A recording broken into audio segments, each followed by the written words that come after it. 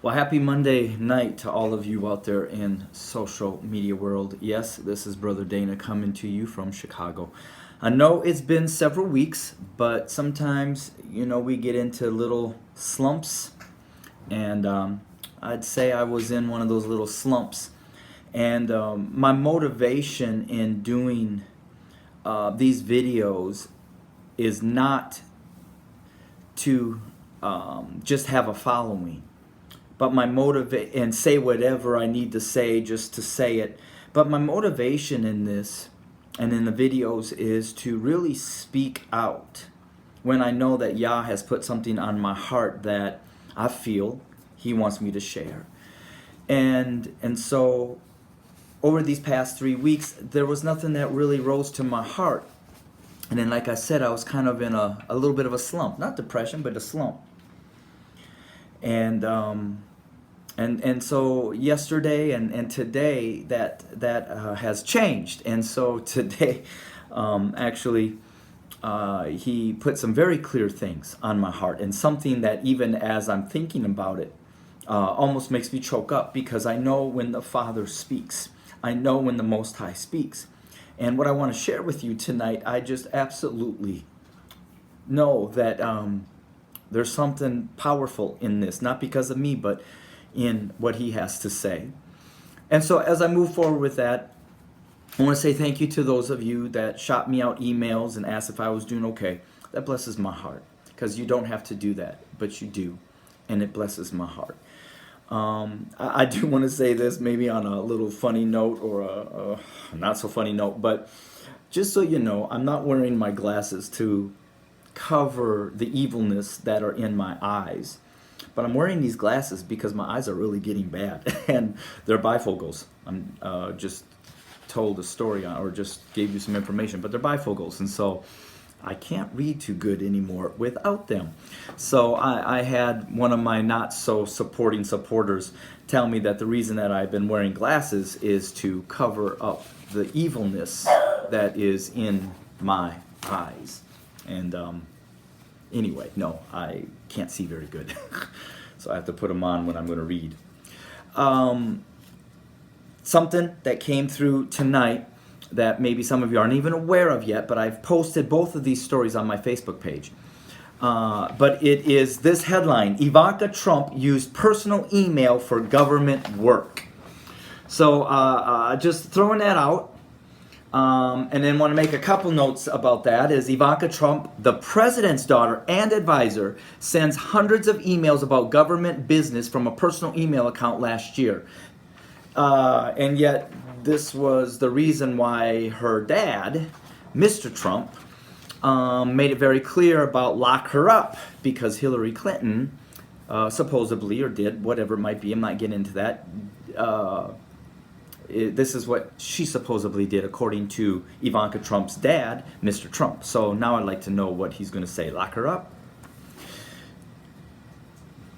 You already know that answer is no. And that's part of the reason why I wanted to bring this story in for tonight. And then the main one, where I believe the scripture that the Most High gave me goes because of this one. Mississippi Senator Cindy Hyde-Smith isn't apologizing for her public hanging joke.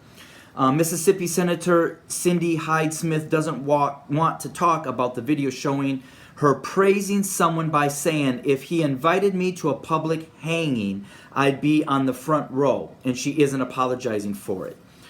And ironically, this white Republican faces a black Democrat challenger in a November 27 runoff. And so again, this story is on my Facebook page, and maybe I'll put the links on my YouTube channel here, or video. But that thus is the topic for tonight. Is the Most High brought me to Haman in the Book of Esther. And so I'm going to break down a couple of things in the book here of Esther concerning Haman and his hatred for Mordecai. And literally, these individuals do not know that they're prophesying. Well, I mean, at least this lady's prophesying. So anyways, the back of the story is that Haman told Xerxes what he thought the king should do to honor a certain man, which he knows he was talking about himself. And that was the problem. The problem was that Haman's pride and arrogance was so out of control that there's no way he could think that there is anybody else that could be equally or even greater than him honored. And I think about that with us white Americans. We cannot accept the fact that there may be a group of people. No, there is a group of people, but we don't have a clue that there is actually a group of people that is greater than us. And that is the chosen people of the Most High. But because of our pride and our arrogance, we can't see that. And if we do, we're afraid of that, and that's another reason why we keep you down like we do. So when the king said in Esther 6:10, hurry, take the robe and the horse, and as you suggest, and do so for Mordecai the Jew who sits within the king's gate. Leave nothing undone of all that you have spoken. So from that point, Haman was becoming responsible. He was becoming the warrior to live out his life dream, which was to kill the person he hated the most, which was Mordecai. Do you not see that unfortunately many of my white family members love to see you and dream seeing minorities and others that we see beneath them die, suffer, and have to submit? His hatred for Mordecai had blinded him. My white family's hatred for you as blacks has blinded them. And as I say, when you hate and you fear, you remove faith and you remove love, which ultimately means that you completely are blinded to the voice of the Most High. He couldn't see, and then this is the other thing that my people can't see. They're not fighting you. They're now fighting the Most High. So in Esther 7, 1-2, so the king and Haman went to dine with Queen Esther. And we know that in that time, the king had asked Queen Esther several times, what her petition would be. And in the meantime, you have Haman there that thinks everything is okay because he's hearing what he wants to hear. And I think of my white family members who are absolutely the dedicated followers of Trump, that they hear everything they want to hear, but yet they don't really know what's going on because of their hatred for the chosen people of the Most High, who they don't even see as that, but only see as blacks. They are blinded and deafened to the voice of the Most High. So finally, when the king asked the third time, what is your petition, Queen Esther? It shall be granted unto you. And what is your request? Up to half the kingdom, it shall be done. And in Esther 7, 3-4, then Queen Esther answered and said, if I have found favor in your sight, O king, and if it pleases the king, let my life be given me at my petition, and my people at my request. For we have been sold, my people and I, to be destroyed, to be killed, and to be annihilated. Had we been sold as male and female slaves, I would have held my tongue, although the enemy could never compensate for the king's loss. Now, it's one thing if the Most High sold you, chosen people, into slavery due to disobedience. But my people have taken you, not just to be a slave, but to be destroyed and wiped out. And so it says that Esther finally got the courage to tell the king what was so heavy and burdensome on her heart. And again, it was that her people not only were just sold as slaves, but were being killed and murdered. And for that, she was going to stand up, which then made the king absolutely furious. And so it goes on in Esther 7:5. Who is he and where is he who would dare presume in his heart to do such a thing? 7:6 of Esther, she responded, the adversary and enemy is this wicked Haman. So Haman was terrified before the king and queen. And at that time, what could Haman say? He was caught in the trap that was made from his own pride, arrogance, and hatred. And my white family, and if you want to see why I say she's prophesying, they are creating the gallows for themselves. And they're blinded to the fact of that because of their hatred towards you, my black brothers and sisters, which I know are the chosen people of the Most High. And so there's a quote from J. Vernon McGee, Christian guy, that said, God is going to bless those who bless the Jews and curse those who curse the Jews. So out of the hands or the mouth of my own Gentiles, we have declared that the Most High is going to judge anybody who curses and curse that nation that does not support Israel and the chosen people. But because of their hatred, they are been blinded to who the true chosen people of the Most High really are. It's those that are being tortured and killed and murdered and oppressed and suppressed by our very Christian hands right here in America. When ultimately, every move we make, everything that this government and what white men are doing in this nation to protect themselves is actually one more act against the hand of the Most High. And I'm going to share in another video that if the walls of Jericho could not protect those individuals from the act of the Most High, I'd like to know what wall is going to protect this nation. Because ultimately, what my people, also white family, believe when it comes to the Jews is that justice will prevail. It has to prevail. So again, it's okay for it to prevail when the Jews are white. But it's another thing for it to prevail when the true Hebrews are of black or dark skin. And so it says that when the king returned from the palace garden to the place of the banquet of wine, Haman had fallen across the couch where Esther was. Then the king said, will he also assault the queen while I am in the house? As the word left the king's mouth, they covered Haman's face. See, when you become a desperate person, a desperate person will do stupid things.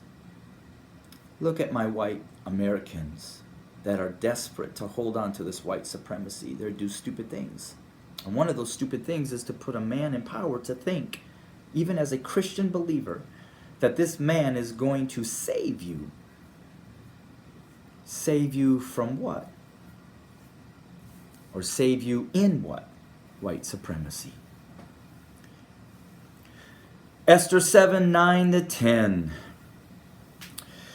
One of the eunuchs said to the king, look, the gallows 50 cubits high, which Haman made for Mordecai, who spoke good on the king's behalf, is standing at the house of Haman.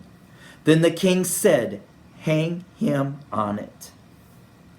So they hanged Haman on the gallows that he had prepared for Mordecai. Then the king's wrath subsided. My white fellow brothers and sisters and family members need to understand that the wrath of the Most High, God, the Lord, will not subside until justice is done to his people. Just as justice was done unto Haman for what he tried to do to Mordecai, which ultimately he wanted to abolish and get rid of the chosen people of the Most High. But because of his hatred and because of his arrogance and his pride, he was blinded and could not see what was really going on. And so when you go back and you see these stories now arising and you see these jokes or this racism coming and this inequality and that's been around, but when you see this stuff happening, not only is the hypocrisy of my white family being revealed, but it's also going to hang them on their own gallows, because our season as Gentiles is up. The favor that we believe in the word that was on us as Gentiles to stir the Jews to jealousy has come to an end. The only problem is my white family are blinded to who the true chosen people of the Most High really are. And that's why I thank Yah. Because as I was messaging another individual that I don't believe is one of my most grateful supporters, made it very clear to me that I will be a slave and I will be a servant. And see, I don't have a problem with being a slave or a servant, because my life here on earth, although I have some white privileges, absolutely, but my life here on earth has been far from beautiful. How do you live in an inner city community and see the deaths of people all the time and the unfairness, and it doesn't break your heart and affect you?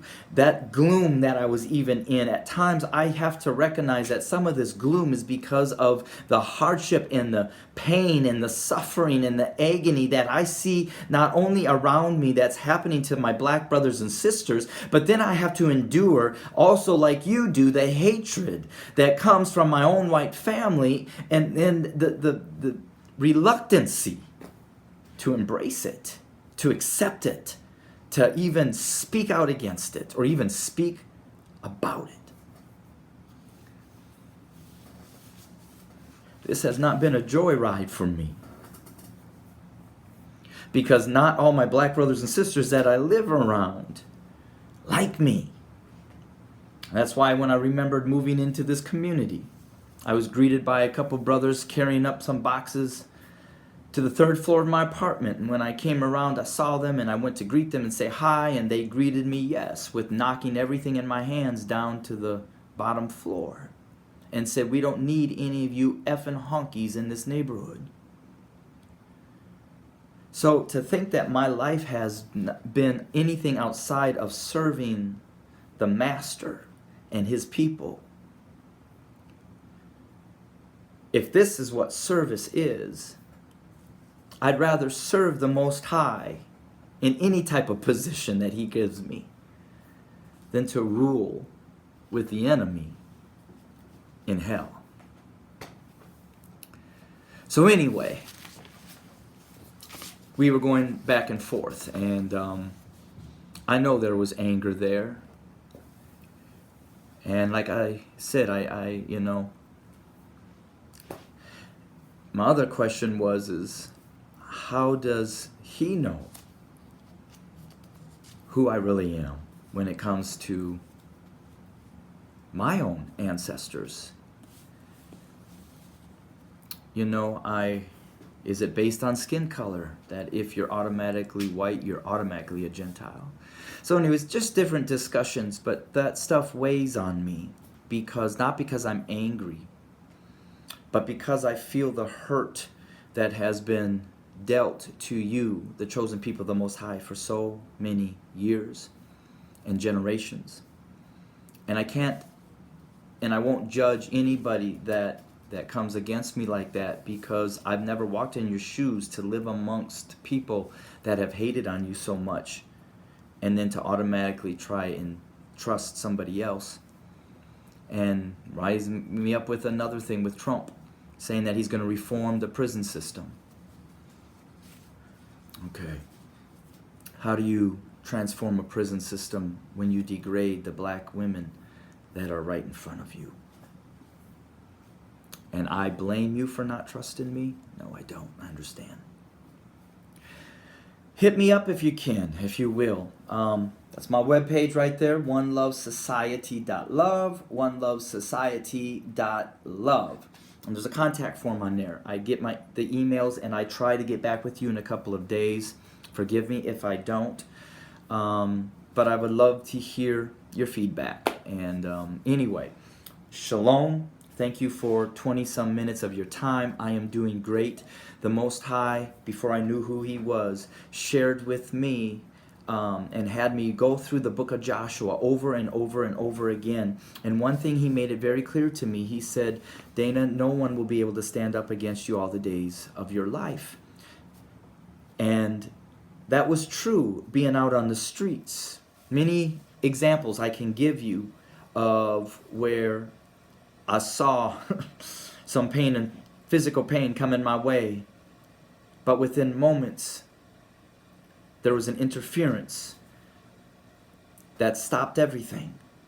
In miraculous different ways, the Most High using different people that all of a sudden were there and hollered out at me that changed the course of that group of young men that were coming towards me.